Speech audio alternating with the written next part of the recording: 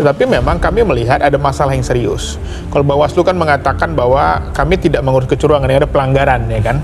Yang kita bahas sekarang adalah ada kebijakan yang patut diduga menguntungkan salah satu paslon. Ya kan, contohnya apa? Penggunaan oknum aparatur. Film Dirty Food itu sampai sekarang tidak ada yang menuntut balik.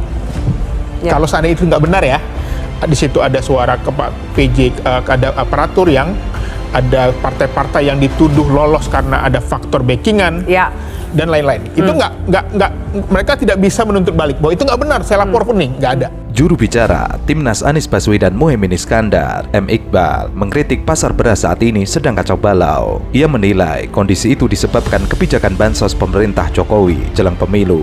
Menurut Iqbal, kebijakan bansos jelang pemilu telah menguras 1,3 juta ton stok beras di Bulog. Ia menilai mahalnya harga beras saat ini memperlihatkan bahwa roda-roda pemerintahan tidak berjalan dengan baik, apalagi menggelontorkan bansos dalam jumlah besar jelang pemilu. Hal itu dianggapnya sebagai politisasi. Malah yang nonton tambah banyak. Iya, artinya apa? Bahwa film itu tidak dibantah bahwa ada memang masalah dalam kecurangannya. Yang kedua, yang kami amati adalah masalah bansos. Ya, sekarang masyarakat susah dapatin beras karena sudah dibeli pemerintah untuk dibagikan bansos. Katanya alasannya El Nino, Bang. Yang anggarannya 496 triliun. Ya. Padahal 2019 itu anggarannya hanya 15 triliun. Menjelang pemilu juga sebenarnya. Tetapi 2024 itu 496 triliun. Saya ambilkan contoh ini. Ini contoh ada PJ kepala daerah bagian bansos. Tapi warna sarung bansosnya sama dengan salah satu pasangan calon. Apakah ini tidak politis? Ini contoh ya. Iqbal juga menekankan bahwa hak angket DPR tidak ditujukan untuk penyelenggara pemilu, yakni KPU maupun Bawaslu. Menurutnya, hak angket diambil karena dugaan penggunaan aparatur negara, baik di tingkat kepolisian, TNI, ASN, hingga kepala desa untuk mobilisasi dukungan pada paslon tertentu. Iqbal lalu menyinggung soal film Dirty Food yang mengungkap skenario dugaan kecurangan mobilisasi pejabat lewat penunjukan pejabat kepala daerah. Hal tersebut tidak bisa dibantah, bahkan tidak ada yang menyanggah dugaan tersebut. Justru kenapa sekarang beras itu langka? Karena sudah diborong pemerintah untuk bansos menjelang pemilu, sehingga stoknya habis gitu loh. Jadi jangan dibalik lagi bahwa ini akan ada cadangan. Justru sekarang rakyat kelimpungan mencari sumber bahan pokok karena sudah diborong semuanya untuk sembako yang akan dibagikan menjelang pemilu. Jadi menurut saya bahwa masyarakat kita nggak bodoh lah, ya. Itu kan logika yang luar biasa. Bagaimana mungkin orang dibagi sembako menjelang pemilu, dan yang paling anehnya di DKI aja nih, yang di depan mata kita, di DKI kan aja di dapil saya, ya, sembakonya dibagikan warnanya sama persis sama warna bungkus 02 gitu loh. Itu logikanya gimana itu dibagikan oleh... Harus ada perbaikan ke depan, termasuk peran presiden dalam hal ini. Kita merasa bahwa ini urgent. Kenapa sekarang? Ya nggak ada waktunya lagi. Sebab kalau kita bicara nanti setelah presiden yang sekarang ini selesai masa baktinya, ya nggak ada lagi namanya angket. Dong presidennya udah selesai. Dan memang waktunya sekarang gitu. Karena itu ya urgent. Supaya ketahuan apa yang selama ini yang muncul di tengah masyarakat soal dugaan keterlibatan presiden. Ingat loh ya, dugaan keterlibatan presiden dalam hal cawe-cawe untuk memenangkan satu paslon. Oleh karena itu, bukan berhubungan dengan teknis pelaksanaan pemilu. Penyelesaian sengketa pemilu di Mahkamah Konstitusi dinilai hanya mengadili dugaan kecurangan pada proses penghitungan suara, tidak memeriksa pelanggaran pemilu secara struktur, sistematis, dan masif alias TSM. Menyikapi proses di MK tersebut, pengamat politik yang juga Direktur Lingkar Madani, Rerangkuti, mendorong adanya hak angket untuk menyelidiki dugaan pelanggaran pemilu, khususnya Pilpres 2024. Hak angket ini merupakan hak konstitusional yang dapat diajukan sejumlah partai politik melalui Dewan Perwakilan Rakyat. Sebab kalau teknis pelaksanaan pemilu jalurnya udah jelas. Anda ke MK, Anda ke Bawaslu.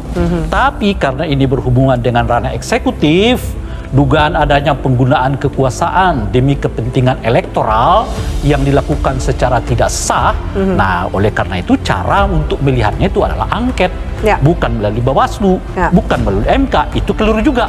Mau melihat keterlibatan presiden secara politik kok tentunya melalui MK. Bawaslu atau MK. Iya, mau melihat keterlibatan presiden untuk menangkan paslon dengan cara yang ilegal kok melalui Bawaslu. Ray Rangkuti mengingatkan bahwa hak angket itu bukan dalam konteks mengubah hasil pemilu yang merupakan hasil Komisi Pemilihan Umum. Hak angket ditujukan kepada Presiden. Tidak mungkin DPR mengangket Komisi Pemilihan Umum. KPI itu lembaga independen, bukan eksekutif. Penyelidikan dugaan pelanggaran pemilu dapat diselesaikan melalui jalur politik lewat hak angket DPR. Penyelidikan pelaksanaan pemilu bukan pada angka-angka hasil pemilu, tapi mempertanyakan misalnya dugaan keterlibatan Presiden terkait dengan penggunaan bansos. Bisa dipertanyakan benar atau tidak bahwa bansos yang dibagi-bagikan Presiden berhubungan dengan kenaikan elektabilitas salah satu paslon. Ini kan slogan kita itu siap kalah siap menang. Nah itu harus kita maknai siap kalah untuk melakukan tuntutan, siap menang untuk dituntut, gitu loh kira-kira tuh. Jadi jangan siap kalah itu artinya legowo, siap menang itu artinya gembira. Jadi belum selesai nih perjuangannya gitu. Makanya sekarang kita maknai saja siap kalah siap menang itu artinya yang kalah siap menuntut, yang menang siap dituntut, gitu loh. Karena penggunaan kalimat siap kalah siap menang itu membuat kita selalu abai untuk melakukan introspeksi terhadap sistem pemilu kita. Apa akibatnya? Akibatnya dari pemilu ke pemilu bukannya pelanggaran makin sedikit, yang terjadi makin berat.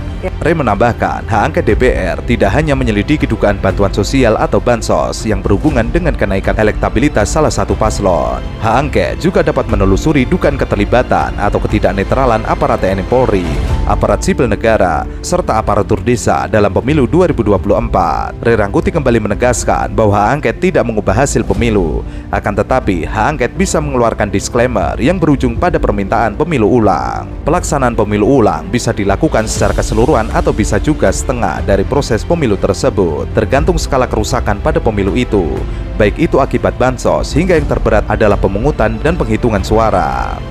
Di 2019 2014 kita disibukkan oleh politik identitas. 2019 hoax. 2024 dugaan keterlibatan Presiden secara ilegal. Itulah kira-kira kan. Nah, ini semua harus kita perbaiki. Nggak bisa diselesaikan dengan kalimat legowo aja. Sejauh mana hak angket bisa memperbaiki itu? Yang pasti kalau nanti angket itu orang-orangnya akan dipanggil. Lalu ditanyain peran kalian apa. Akan ketahuan tuh. Jadi persis seperti yang kita alami waktu terjadi angket Bank Senturi. Konsekuensi dari permintaan pemilu ulang, penyelenggara pemilu harus diganti. Ia menilai perlu ada pengajuan hak angket oleh DPR. Alasannya, menjelang akhir masa pemerintahan Jokowi, banyak lembaga mengalami degradasi. Ray mencontohkan pelanggaran etik yang dilakukan ipar Jokowi, yakni Anwar Usman saat menjabat Ketua Mahkamah Konstitusi. Pelanggaran etik lainnya dilakukan oleh Ketua KPU Hasyim Asyari. Dewan Kehormatan Penyelenggara Pemilu memutuskan Ketua dan anggota KPU telah melanggar kode etik dalam proses penetapan pasangan calon presiden dan wakil presiden Prabowo Subianto Gibran Rakabuming Raka. Jika hal ini tidak segera diperbaiki, maka akan terus muncul praktek-praktek kecurangan yang biasa terjadi dalam pemilihan kepala daerah hingga ke pemilu nasional. Jadi semua kita tahu, oh polanya begini, caranya begini, akan kelihatan tuh, akan terbongkar. Dari situlah kemudian nanti kita rangkum untuk memperbaiki kembali sistem pemilu kita. Lah ini kok sistem pemilu yang kita udah lakukan berkali-kali dengan kewenangan Bawaslu yang makin besar, uang 2 kali lipat yang kita pergunakan, tapi pelanggarannya makin tak tertangani. Alih-alih tertangani, saya kira tidak hanya di Pilpres ya, di Pilegnya pun banyak keluhan, dan yang terakhir ini adalah masalah Sirekap. Sirekap ini dananya besar, ini uji yang ke-5 kali dalam pemilu, lo makin parah dari yang sebelumnya. Ini belum kita pakai Sirekapnya udah masalah.